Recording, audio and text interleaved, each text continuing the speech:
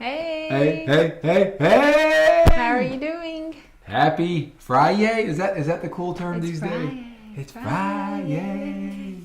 And it's pretty. It's supposed to be pretty all weekend. So Yeah, we've got some great weather here in Huntsville. Yeah, especially for June. I just keep waiting for it to be just like death by heat and humidity. It really hasn't been that hot. It was a little bit at the beginning of the week and like at the end of last week, but man, it really has been nice. I was sort of cold outside this morning. So The humidity levels aren't that high right now. We had one day and it was like close to 80 to 90, and it was just like you felt it here in Huntsville. Yeah. I don't know about where you are, what your humidity is. You know, the other folks here in the Huntsville area, the North Alabama, you probably got some great weather along with us.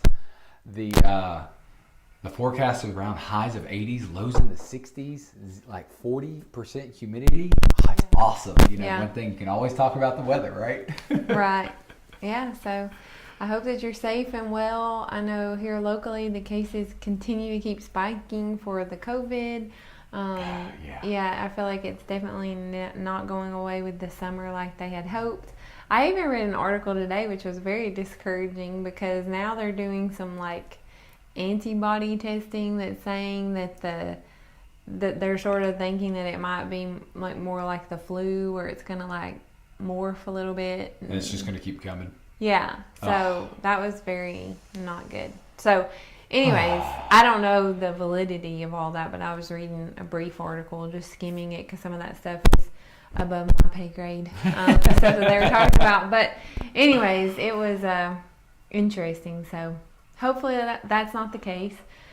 But I'm glad that you're here with us today because we're still on our topic of Google for nonprofits and Google Ag grants. And we're going to be diving a little bit further into that today. But I was going to ask you, have you heard anything new in the Google for nonprofits realm of things? Any newsworthy things to talk about? So they've opened up the program, the Google for nonprofits, to even more countries. So anybody out there who's not in the United States, check it out. I think they opened it up to 57 more countries. Okay. So that's a great win there. One of the other cool things specifically that would affect the U.S. is they have now added in the upgrade option for the G Suite service. It's free for the basic plan, but if you needed more space or those kind of things because you're doing you got a lot of email, a lot of documents, those kind of things in the drive, you could upgrade for a big discount. Oh, okay. Something that normally $12 per user is only $4. Wow, that's a big savings. Yeah, and you can even go up to the enterprise level. I didn't look at that pricing because a lot of people don't really need that level. But that is huge for a nonprofit in that kind of cost savings. So that was pretty cool news that I saw come out. So is that a long-term switch or is it just like a temporary offering? I think it's a permanent switch. Okay. Because I don't remember you being able to upgrade to G Suite before. Oh, okay. So you just had to go purchase it outright. Yeah, I think you just paid it. Yeah. Okay. So. Well, cool. So thanks for that. Yeah. Hopefully that might help you out there get, if you did get the Google for nonprofits set up, which, what we're talking about today, we're going to dive more specifically into, what is a good ad campaign, like the components of a good ad campaign and everything, or the key components. But what the past two lives that we've done, we've been on the Google for nonprofits topic and talked about how to go about getting Google for nonprofits set up and then also getting Google Ag grants applied for and set up, which Google for Ag grants, if you're not familiar with it, it actually is a program where nonprofits can get access to up to $10,000 a month of in-kind search advertising. And by search advertising, I mean if you go to google.com and type in certain types of phrases and the search results there, those ads are the ones that are eligible for that money. And so if you're not familiar with that and you don't have that set up, be sure to go back to whatever platform you're catching us on, go back and look at the last couple of videos because we do have a couple of videos to help you get started on that. You can also check our blog at blog.imaginabox.com, and we have some information on there as well. So just search for Google Ag grants or Google for nonprofits, and you should be able to get the information that you need. If you don't, message us. We're always here to answer any questions. We love to help you out on getting that set up. So anyway, so that's I'm excited sort of about a summary. this topic. Yeah, I love ads, and I love the ad grant program because it's free. Right. Yeah. So again, today we're going to dive more specifically into some of those best practices that are going to help your Google ad grants go further, and to help you really make sure that they're performing in the way that you want them to. So we'll kick things off with some housekeeping, organization. Yes, that is huge. Right. Organizing your Google Ad Grants account is key for the long-term success. So how do you recommend that someone structure and organize their Google Ad Grant campaigns? Very important, because you want to be able to manage your ad account. You don't want to get in there and be like, what is all this stuff? Test campaign 2019. Well, no. Take your time and plan it out. So where would they be seeing that? So when you first go back into the Google Ads account, that's what you would see. You would see a list of all your campaigns. Okay. So that's why this is very important, because you don't want to get in there, and I've seen this, I've even seen some paid accounts, they just have test, and it's running like, well, test what? What is it doing? So you want to make sure you come up with a good naming convention. And what we typically recommend is very specific around each service, around each event. So then hey, that event's over, let's turn it off. There's no question about it. Okay. And then you can duplicate that for the next year or the next month event, however you're structuring those. But first, I want to give you a little structure, the way Google Ads is set up. There is the campaign that holds everything. Inside of it, you'll have ad groups, and then you'll have the ads and the keywords. Okay, so that's why you really want to name the very important campaign name something meaningful. Okay. And what we tend to recommend is by services. So like if you offer, say, if you're the food bank and you talk about how to get food or how to donate food, where to find food and those kind of things, you would do a campaign for each of those. Okay. Don't try to group it as food services and then try to do all these different things in there. Well, and I think that sort of also hurts the performance, right? Yes. Okay. Because you want to be able to give it multiple ads and very targeted keywords, and when you mix things, it's not going to know which ad to serve as the best. And you're competing against yourself, right? Yes. Okay. So that sounds like that's really important. But then you're also getting me a little worried, and I know we touched on this a little bit last week, that I'm going to have to be very technically inclined when I get into this platform to see all these things. So how would, if they're trying to be organized and they're using that more simple interface of setting up a campaign, what area in that system would they be using to make sure that they're using the right word? Like they're putting the right label in the right location. So when you go back into your ads account, you'll just say create a new campaign. Okay. That's the first step, and you'll fill that in and say food pickup services or food location services, those kind of things. Okay, so that would be the absolute first step, and then if they're coming back later, they would just turn an old one back on, or just leave it paused and start over. Say they had one that they ran, if it was an event, if they ran it for 3 months the year before, and they're coming back up and they want to run it again, they would just maybe start from scratch, because they might have new pages, like if they're not wanting to go in and work with Google Ads. So you could create a new one, you could duplicate it, because if you think about it, those keywords are probably the same to save yourself some time. But yes, you could go back in, and a great way for events is if the event only happens one time a year, put 2020 event name as the campaign name. Okay. If it happens multiple times a year, or in that year, put the month and year. So 2020 June or 2020 06. Whatever makes sense to you. You could even do June 2020 event name. Keep that same structure, because then when you're looking at them, you're like, oh yeah, I can pause that one, get rid of it, or delete it, those kind of things. when you're looking at your account. It's very easy. And then you can even go, hey, I've got an event coming up in December. Let's go ahead and create it. We've already got the landing page. We can already got ticket. We know the venue and all these things. Go ahead and do it now while you have time. Don't wait till November when it's last minute, So that structure can help you, one, know what's running easily because you'll see the active and paused ones. Mm-hmm. And it's not complex. It's not an Excel sheet like the expert mode. The simple mode is nice big blocks showing you everything, very simple. So again, just organize your account by service type or by event type, and then you'll more than likely the first one you created was more of your brand. So you can leave that one alone, but then you can get very specifically about donations to X. That's how I would name that campaign. Okay. In that sense. So the key thing then is to make sure that it's not like one lump sum campaign of services or one lump campaign of your events. Right. You want to have per event and per service type set up as your campaigns. Yep. And then you can put the keywords around those events, and the ad copy will match that event or that service exactly the way it should. Okay. All right. That sounds key.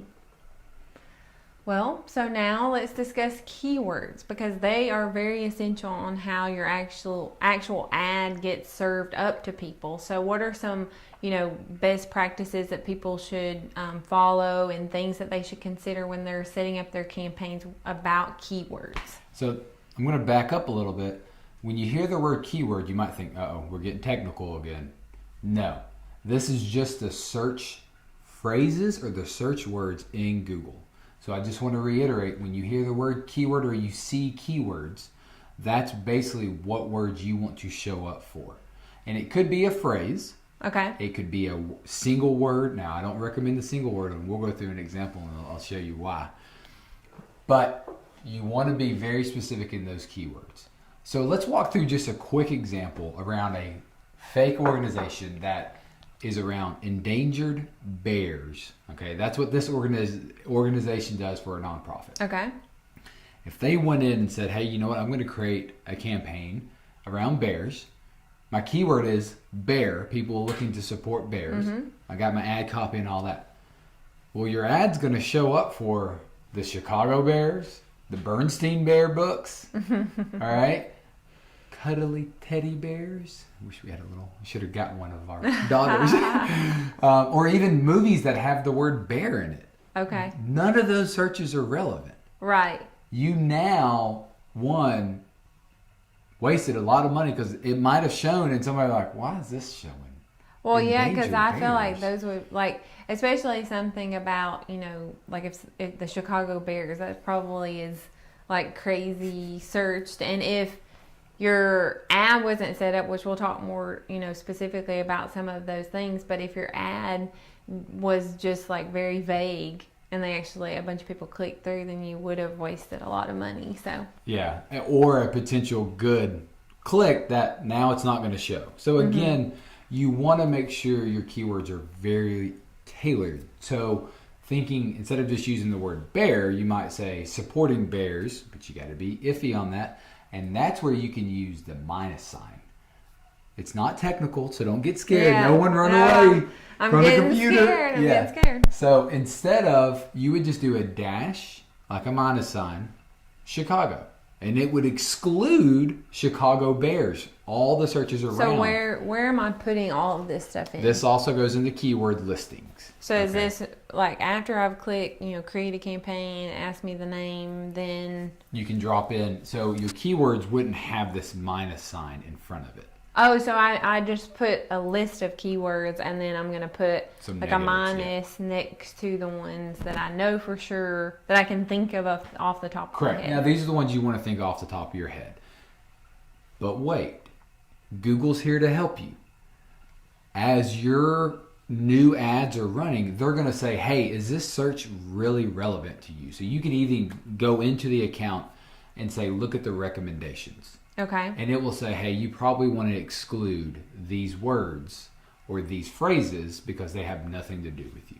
Right, and so it's going to be looking at the page that you provide, and it's going to look at your website and do some smart assessment automatically to then give you some recommendations And also long term. see So where don't you're feel at. stressed that you have to come up with all of these negative keywords. Yeah. Don't Like just actually think wouldn't go- about stuff more in phrase mode would probably be your Yeah. best first step, For is to keywords, really yes.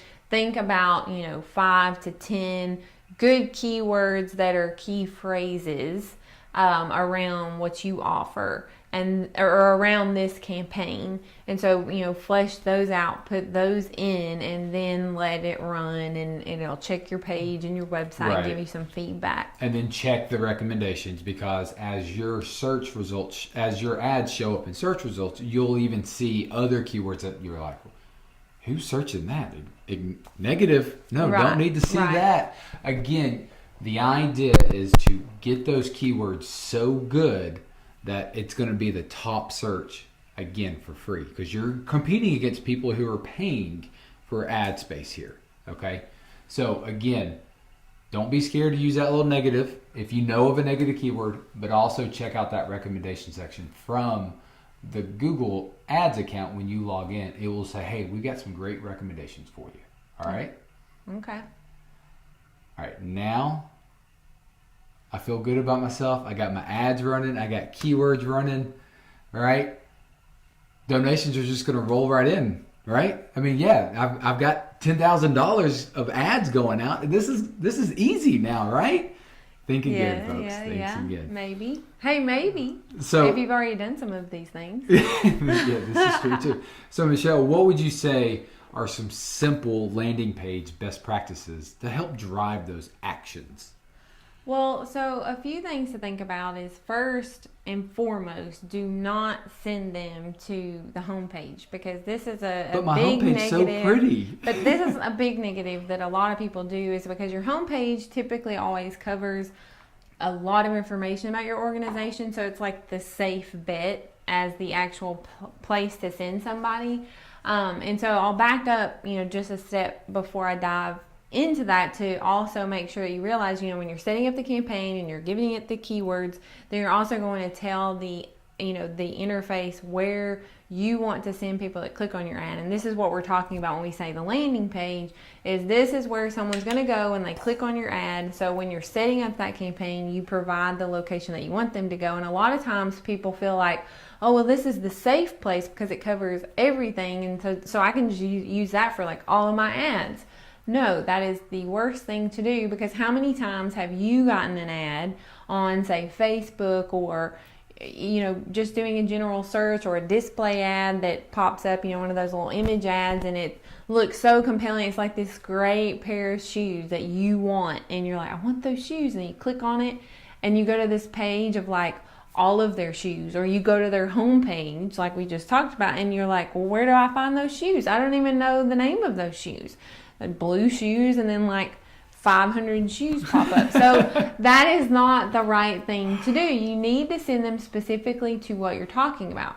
So think about it. If you're running, like we said, if you're running an ad campaign on this donation drive that you're doing. So say you're doing a fundraiser event X, that you run every year, and you have an actual fundraiser page for that instance, then that's where you need to send people for that ad campaign. And that's again why it's so important to also be splitting up these campaigns, because then you can be very targeted on those 10 keywords. Well, if someone was searching for these 10 phrases, what page on my website would be the best location for them to end up? Right. And then once you think about that, you've got to take it even a step further to say, like, what is my goal around this page, or the actual action that I want someone to take once they come to this page. And this is, general stuff that you should be thinking about on an ongoing basis with your website in general anyway. But it's just something to make sure you're really thinking about when you're using money. Now, granted, this in your case with the Google Ad Grants, that money is money that's, in kind, so it's not like hitting your budget. But at the same time, you have a limited amount, and so you want to maximize the effectiveness and maximize the conversions. And so you want to make sure that you actually think about what you want someone to do when they come to that page. And you should be thinking about that with all of your pages, but think about it. So if I'm, again, running that fundraiser event, well, obviously the goal around that event is to raise funds. And so you want people to donate, or you want them to sign up to come to the event, because maybe it's an off-site fundraiser. It's not a digital virtual fundraiser. Right. So if you want them to actually come to the event, then you want them to sign up. So that would be the action that you want them to take on the site. So you need to make sure your landing page has that action available. But you don't want it to be like just like immediately sign up if it's something, where you're just introducing the person to your event. So you just want to have like it casually on the page. So again, there's a lot of like things to consider there, but think about the action that you want from that ad, and then send them to a landing page that is very specific around the action that you want them to take, and also the topic that your campaign is around. So those are some really key things to think about. And then the last thing that's really key with any of the landing pages and website stuff that you're doing with your ads is to make sure that you have conversion tracking set up, because conversion tracking is really important to help you sort of have like that feedback loop to make sure that everything's working right. And nowadays, with the advertising space, there's so much ability to do sort of like a lot of set it and forget it things, to where the algorithm and the way Google Ad Grants works itself is it's going to, if we have that conversion tracking set up, it's going to feed back and it's going to make your ads perform even better. So conversion tracking is really key. So to be able to do the conversion tracking, you have to actually have a goal in mind around the page. So Right. that goes back to what I just said about an action that you want to happen. That action then feeds into the conversion tracking. All right, so let me recap, because Yeah. that was a lot of information. Yeah, So, sorry. 1, don't send them to the homepage. Yes. All right. If you do anything, if you take anything from what I said, that's the key thing. 2, make sure that you're putting them on a good page for that ad, and you understand what the action is that you want them to perform. Yes. And that would either be signing up, donating, or attending, whatever it may be. And it can be learning more about your organization, Right. like watching a video. Okay, so, and then 3, which you said was the highest priority or the most important, with the whole feedback loop. And what we mean by feedback loop is just getting data between two systems, is conversion tracking. Okay, is that? Yes. Those are the 3. The 3 main right things there. within your landing page to make sure that it's going to perform well for your ads. Okay, cool. So now we're to more of the technical discussion around the conversion tracking for your Google Ad Grants campaigns that you're doing. So how would someone go about setting up conversion tracking for their Google ads? So you can do it one of 2 ways, and we're going to go the simplest way. Okay. Okay, there is an expert mode in Google Ad Grants that you can switch over to. Stay out of it. Right. I'm right there for you. I'm your advocate. If he goes down that road, I'll switch him. Yeah, not even going down that road, not even telling you how to get to it from there. Okay? You can connect, and Google Ad Grants will show you this little screen of saying, hey, connect your Google Analytics. Wait, what's Google Analytics? We haven't talked about Google Analytics. Google Analytics is a free analytical platform that you get information back about people who come to your website. Okay. So you install a little tracking snippet, sort of like the Facebook Pixel, and you put that on your website, and then it tells you, hey, what pages people are looking at, how long they're staying on a page, where they came from, what geographical area, all this cool information. So 1, you got to have that installed. If you don't, get it installed, and then you can link it. But you can then set up a goal, which is the conversion tracking, in Google Analytics that will then feed information back to Google Ad Grants. Also, setting up a goal, like you've already lost me at the name Google Analytics. No, don't be scared, guys. I'm sure you all Analytics, have that it. sounds scary. It's not scary. It's fun. Data is fun. No, it's not. So, how easy is it to set up the goal? I mean, that sounds a little intimidating. It's about 5 clicks. Okay. You can do it pretty easy. And there's actually, just like when you create a campaign, the questionnaire, there's a 3-step questionnaire. And Okay. It's like, what's your name? What's the goal? Action. What's your name? What's the goal What's name? the goal's name? What's the action you're looking to do? Like fill out a form, contacting you, calling you, all these things. Okay, it's very simple. Okay. And then it just says, okay, where's the goal at? And it walk you through it again. Okay, so then I set up my goal in Google Analytics, then it just magically works. It will pull that information over. Because As long as you did, if you fir- clicked on that little the notification in Google box. Ad Grants Yes. to sync your Google Analytics. So you Yes. first have to have Google Analytics, Yeah. then you have to sync it to Google Ad Right. Grants. You're basically Now- connecting the data sources. I got technical there. Right. I know all of that sounds a little intimidating. So if you find that is intimidating for you, don't hesitate to reach out and message us. Yeah, we've got a And great we can training help- on that too. Yeah, we can help you get that set up. And we also do, with Google Analytics. We have a Google Analytics training video series that we can easily get you connected with so Right. that you can watch the videos too, to have that resource for long term to set that up. Right. So that conversion, so let's say fill out a form, donate money, then is your conversion, which goes back to what Michelle was saying about your landing page. What's the action you want them to do? Well, then that feedback loop will then say, hey, we can optimize these ads even more, because Google Ads and Google Analytics will work together to say, this is who we're trying to target. Okay. So, Yeah, and that sort of goes back to what I said, that it's actually going to get smarter as far as like the keyword stuff too that we were talking about. So Yes. if you have the Google Analytics conversion tracking set up and they know that every time someone searches this particular phrase, they always convert or they have a high conversion rate, then it also is going to give you some recommendations for keywords, and that's going to work better as well when you have that analytical setup and Yeah. feedback loop Don't be set up. scared. Try it, and if you have issues or questions, just reach out to us. Yeah, definitely. We like to help. So that's really it, I think, for Yeah, today. that's it. We got the really- organization, Organization. keywords, landing pages, and conversion tracking. Right. So 4 things to make sure that your Google Ad Grants are going to be the most effective for you. And these are just some tips that we tend to always see, mistakes that people make in the area of their Google Ads accounts and Google Ad Grants accounts. So hopefully this will help get you on the right path. Yeah. And if you're along on your journey and you have questions, we're always here as a resource. So look forward to being able to help you. Thanks for tuning in.